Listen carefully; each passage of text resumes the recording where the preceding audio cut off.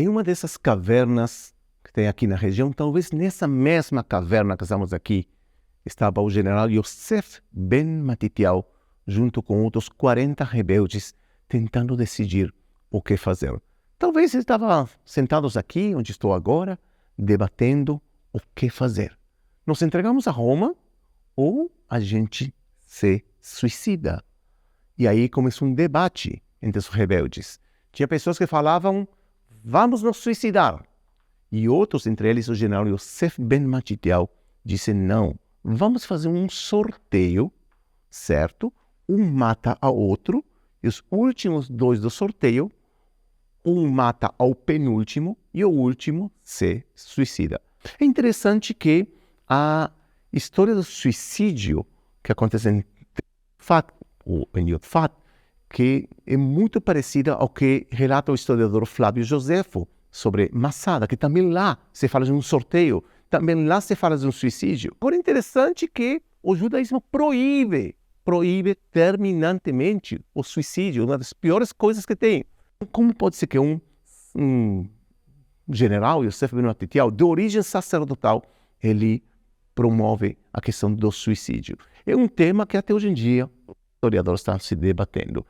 Certamente o que aconteceu aqui, de acordo a esse testemunho, que esse grupo de rebeldes se reúne aqui, fizeram esse sorteio, e os últimos dois foram Flávio José, ou seja, Yosef Ben Matitiyahu e um dos soldados dele.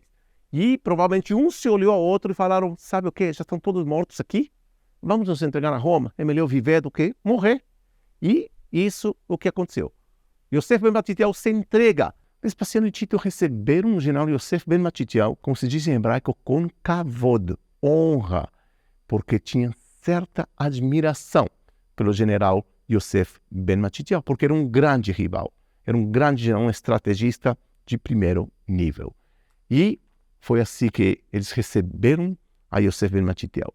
E Yosef Ben Matitiyahu disse uma frase que mudaria talvez o curso da história. Sem essa frase, talvez a gente não estaria aqui falando sobre essa história. Porque o general Yosef Ben Matitiyahu olhou para os olhos de Vespasiano e disse assim, olha, eu sou profeta, estou profetizando que o Senhor vai ser imperador de Roma. E foi assim que no ano 68, realmente, os romanos chamam a Vespasiano para ele assumir o cargo de imperador de Roma. Ele foi, Yosef Ben Matitiyahu, adotado pela família Flaviana, Vespasiano, Tito e outros. Yosef Ben Matitiyahu vai mudar seu... A partir de agora, não é mais Yosef Ben Matitiyahu. A partir de agora, ele vai ser o grande historiador judeu-romano Flávio Josefo. Flávio, porque agora se incorpora à família flaviana. E Josefo, porque ele mantém ainda a identidade judia dele. Graças aos escritos de Flávio Josefo, 4 livros que sabemos não só sobre essa história de Yotfat em detalhes, mas também sabemos sobre Massada, sobre Jerusalém, sobre Jesus, São João Batista e outras figuras que sem essa testemunha de Flávio Josefo, talvez seria muito difícil entender o que alguma vez aconteceu na terra de Israel, não somente no século I, mas também na história do povo judeu. E aí nasceu a figura de Flávio Josefo. Muitos até hoje em dia consideram que foi um traidor para o judaísmo e outros consideram que ele foi um grande historiador, uma grande pessoa que nos deixou um legado único para a humanidade.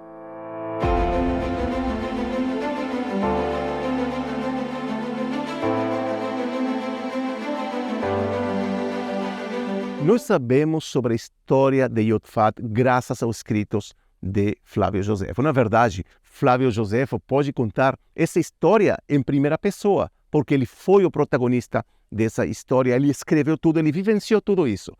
Mas não somente os textos de Flávio Josefo nos dão luz sobre o que aconteceu aqui. Também a evidência arqueológica desse sítio maravilhoso, esse sítio arqueológico aqui na Galileia Inferior, é fascinante.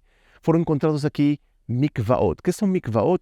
são banhos rituais, ou seja, piscinas de banhos rituais. Inclusive dá a perspectiva, o fato que foram encontrados mikvaot individuais, ou seja, para casas de família, não públicas, o que nos dá realmente a ideia de que aqui também tinha uma população judia de bom passar, de boa situação econômica. Ou seja, a evidência arqueológica aqui é categórica, era uma cidade judia de bom passar e que os rebeldes judeus tomaram para se defender dos romanos. Também se encontraram poços de água, cisternas. Por que é importante falar de cisternas ou poços de água em uma cidade assim? Porque durante o cerco dos romanos, quando um exército inimigo vem cercar uma cidade, você tem que ter água, é o central. Então aqui se encontram muitos poços de água, muitas cisternas, muitos litros e litros e litros de água, que isso permitia aos rebeldes se manter vivos durante a cerca dos romanos. Inclusive, nos diz Flávio Josefo que essa cerca romana durou 47 dias. Então, esses poços de água também nos dá a pauta de que realmente aqui era uma cidade judia que estava se defendendo da cerca do ataque romano. Um dos achados arqueológicos mais impactantes que foi encontrado aqui, nesse preciso lugar onde eu me encontro, foi de uma pedra que foi talhada de ambos os lados e que, de alguma forma, é um espelho da trágica realidade daqueles dias, quando os romanos estavam próximos a entrar à cidade. E se vocês me acompanham, vocês podem ver aqui um desenho dessa pedra talhada. Por um lado, uma imagem de uma tumba, que vocês podem ver aí agora, e do outro lado, a imagem, né, de um caranguejo, ou seja, um lado tumba e a mesma pedra do outro lado um caranguejo. O que significa isso? E aí para isso temos que entender que, de acordo aos escritos de Flávio Josefo, os romanos conquistaram a cidade, arrasaram com tudo no mês de Tammuz, um mês do calendário judaico. E o símbolo do mês de Tammuz é um caranguejo. Assim como temos hoje em dia no horóscopo, né, signo de câncer e outros signos têm símbolos, também na época tinha símbolos. Então, o mês de Tammuz é o caranguejo e do outro lado a tumba. O que significa isso, de acordo aos historiadores e arqueólogos? É que aquele rebelde estava nas últimas instâncias, já quase acabando, sabendo que ia acabar mal isso, que ia morrer. Ele desenhou uma tumba no mês de Tammuz, ou seja, eu vou morrer no mês de Tammuz. Como já disse, um espelho, um reflexo da trágica realidade de aqueles dias. Mas também temos outros achados arqueológicos impactantes que agora quero mostrar para vocês, que se vocês me acompanham, vocês vão poder ver aqui. Nós vemos aqui um poço de água, restos de um poço de água. Mas o que foi achado aqui são restos de ossos humanos. Sim, muitos ossos de homens, mulheres, crianças, com claros sinais de lanças que atravessaram ossos, com claros sinais de queimadura, ou seja, que foram vítimas de um ataque. E que ataque, logicamente, dos romanos. Lembrem, os romanos entraram aqui, arrasaram, massacraram toda a população. E provavelmente o que aconteceu foi assim, que os romanos matavam as pessoas, não importa criança, idoso, mulher, homem, deixavam os corpos aí para que os animais devorem, e depois de um tempo os judeus viam, já não podiam identificar de quem eram cada um desses ossos. Então criavam o que se chama fossa comum, ou como se diz em hebraico, kever achim, ou seja, uma tumba de irmãos.